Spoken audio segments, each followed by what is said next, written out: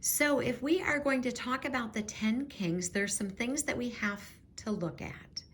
And honestly, guys, I have recorded these videos probably 40 times trying to figure out the best way to provide the information that we can obtain from the scriptures on the 10 kings and where are they from.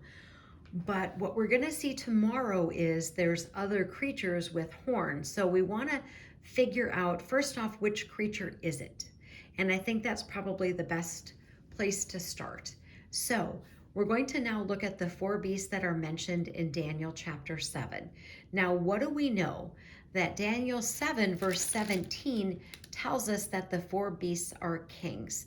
That's what it says. So if you're looking for something to read, you want to read Daniel chapter 7.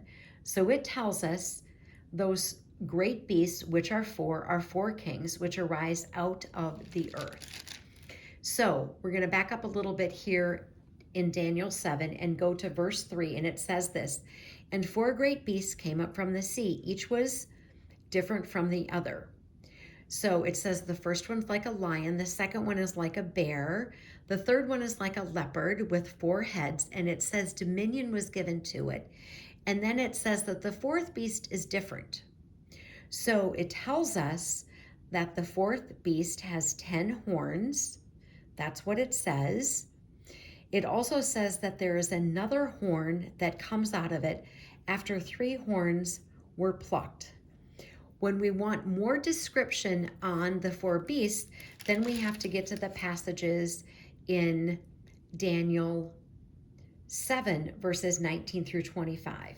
Now keep in mind, what does it say in Daniel 12, verse 4? "But you, Daniel, shut the words and seal the book until the time of the end. Many shall run to and fro, and knowledge shall increase." So because Daniel is a book of prophecy, we may not have it right. We may not have it right until the end because it says it's sealed up until the end. So we can use what we can see in scripture knowing that it's speculative, because unless it tells us, and part of Daniel is absolutely interpreted, but unless it is, we don't really know for sure.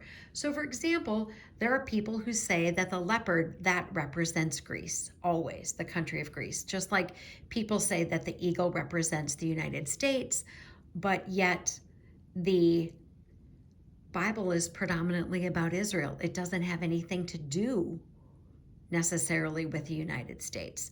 So these are the things that kind of come into play because people put their own spin on the book of Daniel, and there's other books of prophecy as well, Ezekiel, Revelation, etc. So back to Daniel verses 19 through 25, it tells us about this fourth beast. And it tells us it's going to be different from the other kingdoms. It says it devours the whole earth. And it says in verse 24, it says this: "The 10 horns are 10 kings who shall arise from this kingdom." And it says, "Another shall arise after them. He shall be different from the first ones and shall subdue the 3 kings," which kind of lines up with these other horns being plucked out. So I think that that all makes sense. So what we're going to do is we're going to kind of do this piece by piece, section by section, because there's horns and they're kings, and we have to kind of see if we can figure out exactly what creature with which horns are they talking about in scripture, etc. So that's where we're going to go next in our video for tomorrow. Armor up, we ride at dawn. May God bless you as always. Have a great day.